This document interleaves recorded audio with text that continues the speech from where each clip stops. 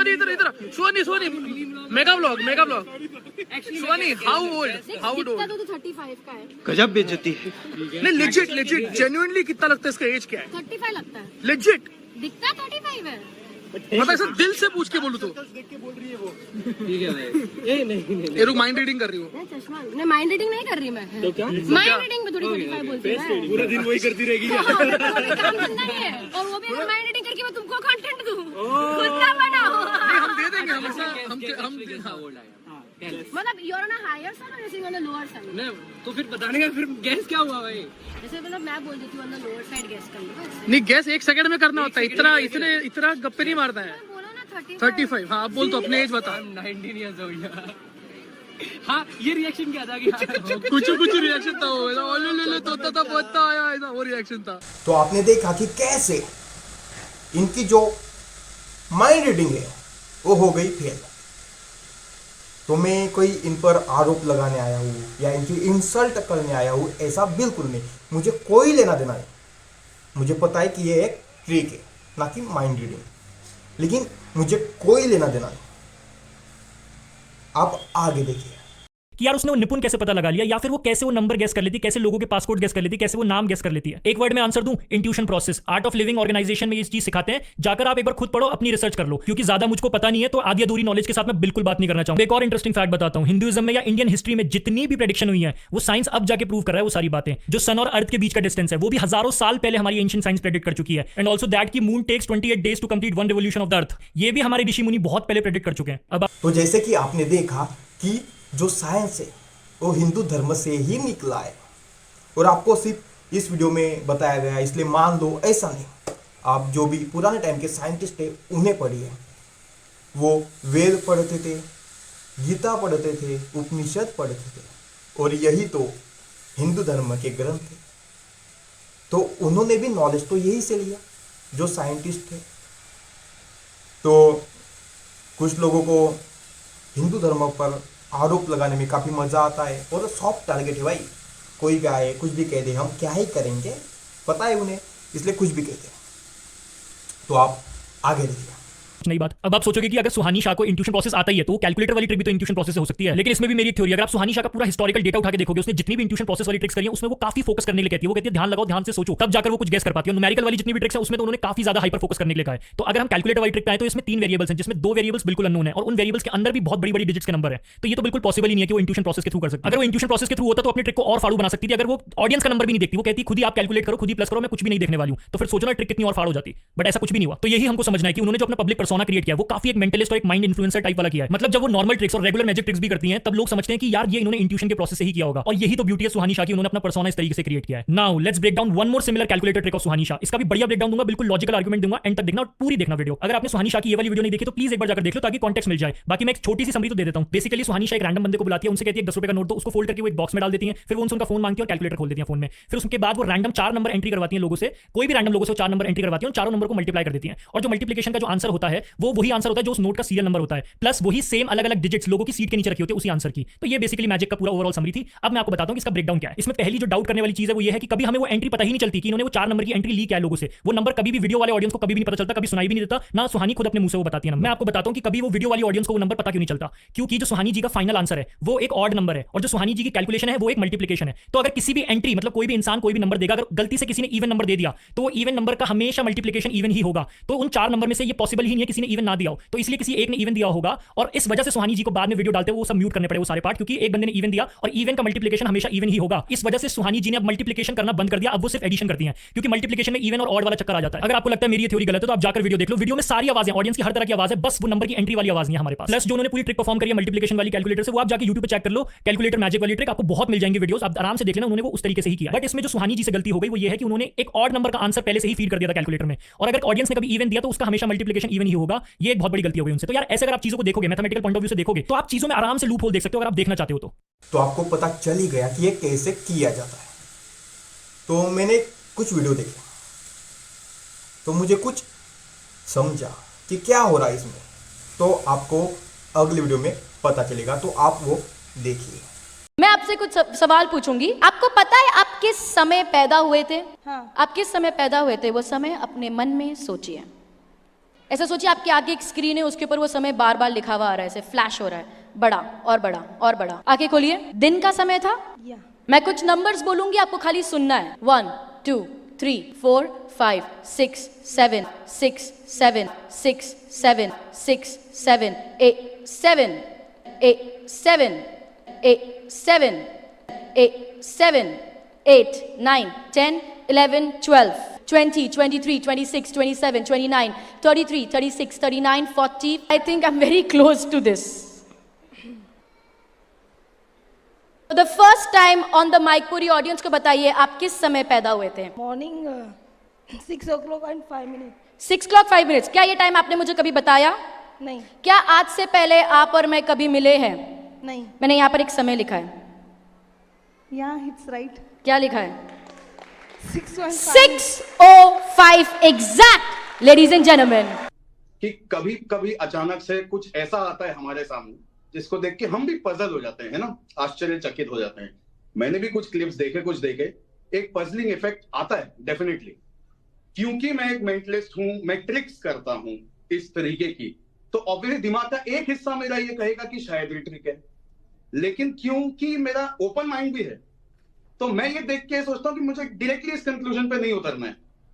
मैंने वो एक्सपीरियंस किया है क्या जाके? नहीं, मैंने तो नहीं किया है, तो मैं कौन हूं ये बोलने वाला कि ये ट्रिक है या नहीं है।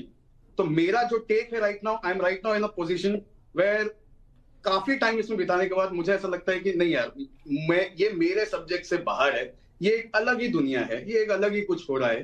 जस्ट बिकॉज ये सिमिलर दिख रहा है, इसका कोई 100% ये मतलब नहीं है कि ये एग्जैक्टली। आपने बहुत खूबसूरती से बात कह दी कि ये कुछ अलग दिख रहा है, और चूंकि मैं इसको नहीं जानता इसलिए जो है ऐसा हो भी नहीं सकता, ये वाली बात। तो आपके मन में क्या सवाल नहीं आया कि मैं ऐसा वीडियो क्यों बना रहा हूँ? ये ट्रिक है, फेल हो सकती है या हमें समझ सकती है, उसमें मतलब आरोप लगाने का या वीडियो बनाने का क्या तात्पर्य था मेरा? तो मैं कौन होता हूँ कि मैं इन पर आरोप लगाऊं, आक्षेप लगाऊं, इन्हें गलत साबित करूं, या इनके जो ट्रिक है उसे एक्सपोज करूं? मैं कौन होता हूं? सच में मैं कोई नहीं होता। लेकिन फिर ये कौन होते हैं जो महाराज जी के बारे में गलत शब्द यूज करें? क्या इन्हें इस फील्ड के बारे में नॉलेज है? जैसे मुझे उस फील्ड के बारे में नॉलेज नहीं है, ट्रिक के बारे में, तो मुझे उस पर ज्ञान नहीं देना चाहिए। ऐसे ही इन्हें महाराज जी के बारे में नहीं पता, हमारी संस्कृति के बारे में नहीं पता, तो इन्हें उस पर कोई भी तंज नहीं कसना चाहिए। ये बड़े ही अहंकार में महाराज जी को गलत बोल रही है, कई तो पाखंडी शब्द भी मैंने सुना, तो ऐसा नहीं कहना चाहिए ना। फिर तो आपको एक छोटी सी क्लिप दिखाऊंगा, उसमें उन्होंने इतना नहीं कहा क्योंकि मैंने वैसी क्लिप नहीं डाली, क्योंकि ज़्यादा बुरा क्यों प्रचलित करना, लेकिन थोड़ा फार आपको समझ जाएगा कि कितना अहंकार भरा है इसमें। धीरेन्द्र शास्त्री जी जिस तरह से बोलते हैं, मैं इतना कहना चाहूंगी कि जो वो कर रहे हैं, वो बोल रहे हैं कि जो माइंड रीड मैं करता हूँ ये वो गलत है, वो एक ट्रिक है, वो एक कला है, वो बहुत अच्छी तरह से उस कला को पेश करते हैं, उसके अंदर कोई दो राय नहीं है, लेकिन वो एक कला है। अगर वो बोलते हैं कि हमारी पे कृपा है, तो मैं मानती हूँ हम सब भगवान के बच्चे, हर व्यक्ति के ऊपर भगवान की कृपा होती है, ऐसा नहीं कि 2 ही बच्चे भगवान को पसंद और उन्हीं पे कृपा होती है। तो वो एक कला है, एक ट्रिक है जो वो दिखाते हैं और उसको नाम दे देते हैं उसका। तो वो एक कला है, एक ट्रिक है जो वो दिखाते हैं और उसको नाम दे देते हैं उसका। वो कहते हैं उनके लिए उन्होंने 25 साल तपस्या की, उसको साधना से उनको ये चीजें हासिल हुई है। मेरे को जादू करते हुए 25 साल हो गए, मैं जीवन में कभी स्कूल नहीं गई हूँ, मैं 7 साल की उम्र से आज तक 5000 से ज्यादा शो कर चुकी हूँ। कहानी हम सबके पास है। बात यह है कि धीरेन्द्र शास्त्री जी ठीक है, हवा बनाया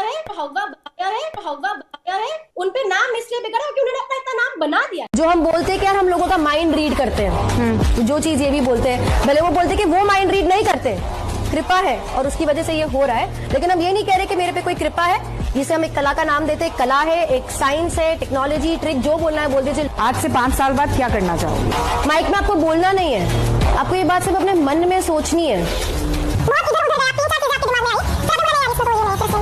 वास्तविकता के साथ जागो। हम पहले पर्चा लिख लेंगे, जिनको हम अभी तक बुला रहे हैं वो हमारे हो सकते हैं, लेकिन आप जिनको लेकर के आएंगे उसी का पर्चा का प्रश्न लिखा।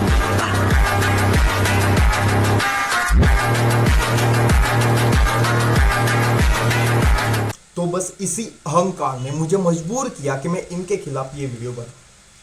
ना कि मैंने इनके खिलाफ बनाया है, मैंने तो बस उनकी जो ट्रिक है उसके बारे में बताया लोगों को, इसमें खिलाफ की कोई बात नहीं। लेकिन इन्होंने जो अहंकार में शब्द यूज किए वो मुझे काफी गलत लगे।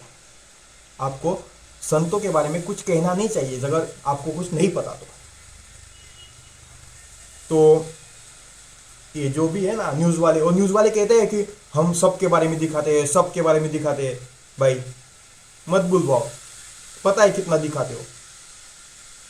हिपोक्रेट्स हो हिपोक्रेट्स, हम सबके बारे में दिखाते हैं, रहने दो। और अगर इन्हें इतना ही गुरूर है अपनी माइंड रीडिंग पे तो इन्हें चैलेंज दिया गया है 11 लाख रुपए का कि ये आए और जैसे बाबा करते करके दिखाए और बाबा जी को एक्सपोज करें। इसके उन्हें मिलेंगे 11 लाख, आने जाने का खर्चा उनके पास, उनके मतलब जो 11 लाख देने वाले हैं, शायद नितिन शुक्ला नाम है उनका, उनके पास। और पूरी सिक्योरिटी वो देखेंगे, रहने खाने का सारा खर्चा वो देखेंगे।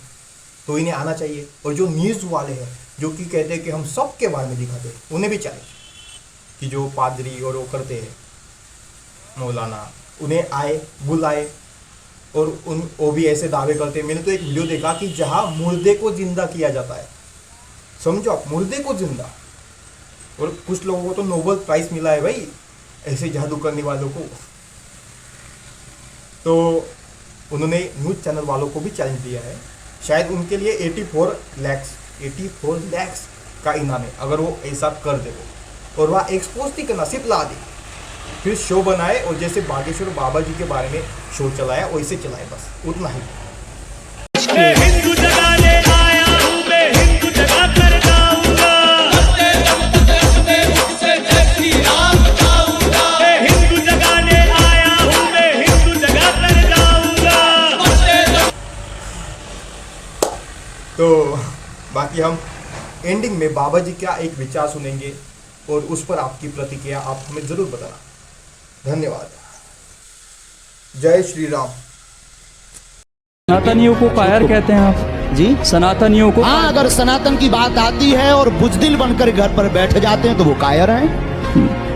राम की बात आती और राम के लिए जबान नहीं उठती, संतों की बात आती, धर्म की बात आती, और अगर कोई बाहर नहीं उठता, मुंह नहीं खोलता, अपनी वाणी नहीं खोलता, तो वो बिल्कुल कायर हैं प्यारे।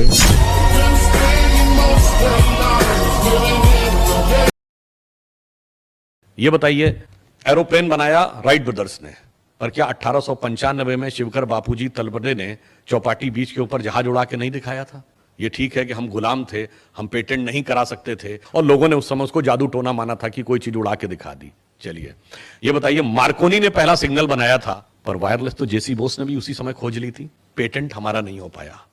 एडिसन ने इलेक्ट्रिसिटी बनाई, जगदीश चंद्र बोस ने भी इलेक्ट्रिसिटी खोजी थी, पेटेंट हमारा नहीं हो पाया।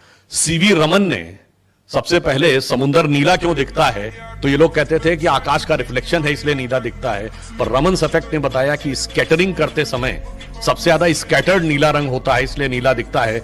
उनको फिजिक्स का नोबेल प्राइज मिला, तो ये कहा जाता है he was the first Indian to get a Nobel prize of physics. This is not truth, the full truth is he was the first non European, non white to get a Nobel Prize in any branch of fundamental science.